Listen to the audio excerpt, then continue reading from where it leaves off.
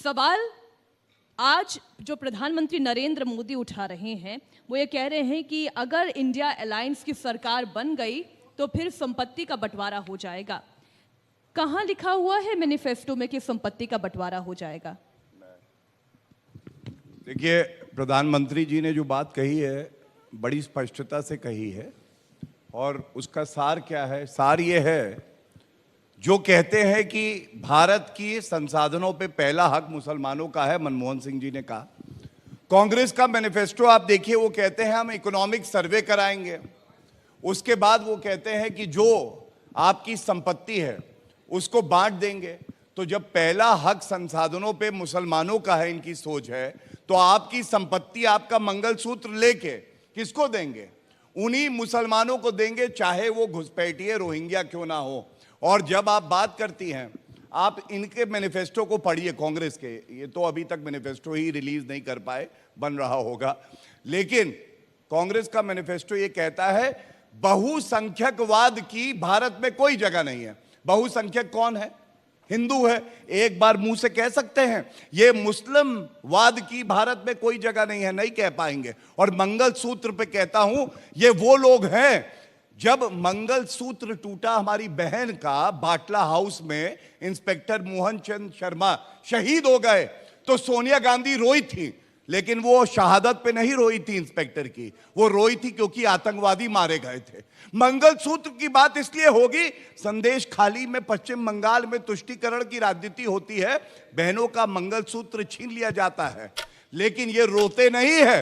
ये जो अपराधी हैं, शाहजहां शेख, 55 दिन तक उनको संरक्षण देते हैं। और मैं इतना ही कहूंगा, यहां तुष्टीकरण नहीं, मोदी जी का मंत्र है संतुष्टीकरण, सशक्तिकरण। और इसीलिए ये मोदी जी के कद के सामने बौने बनते जा रहे हैं। इनसे पूछेगा कितनी सीटें आएंगी, एक बार बता नहीं पाएंगे, हमारे पे उंगली उठाएंगे, तंज कसेंगे। हम तो कहते हैं 400 पार।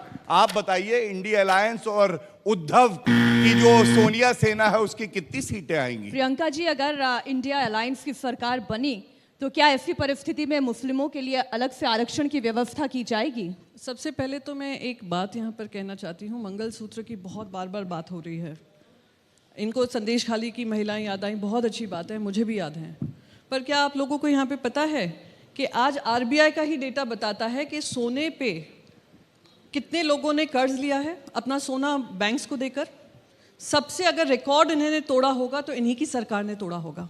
आज महिलाओं को अपना मंगलसूत्र गिरवी रखना पड़ रहा है, क्योंकि पढ़ाई हो बच्चों की या हेल्थ के इश्यूज हो, हर तरीके से जो महंगाई अपरंपार बढ़ी है। कहा था महंगाई खत्म करेंगे, बहुत हुई महंगाई की मार, अब तो महंगाई अपरंपार।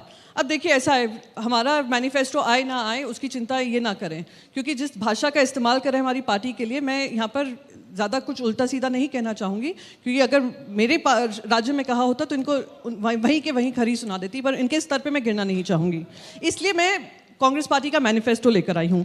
मीनाक्षी जी, अगर आपकी अनुमति हो, सोशल जस्टिस और इक्विटी के 2 पेजेस मैं आपको दे रही हूँ जो कांग्रेस पार्टी के हैं।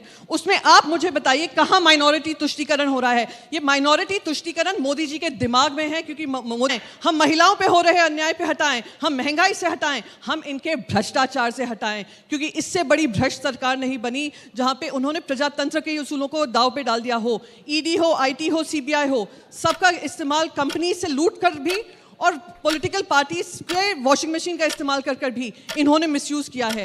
एक गाड़ी बन गई है 4 पहिए की, जिसमें एक ईडी है, एक सीबीआई है, एक आईटी है, और अब इलेक्शन कमीशन भी शामिल हो गया है, और उसके ड्राइवर है नरेंद्र मोदी जी। अगर ये चारों पहिए अगर फ्लैट हो जाते हैं ना, हवा निकल जाती है, मोदी जी भी हारेंगे और मोदी जी को भी अपनी ड्राइविंग सीट से हटना पड़ेगा। और वही होने जा रहा है, क्योंकि जनता ही ये निर्णय लेने वाली है। आप ये जरूर दीजिएगा, जरा पढ़ लें, पढ़ लिख कर आया करें तो ज्यादा ठीक है।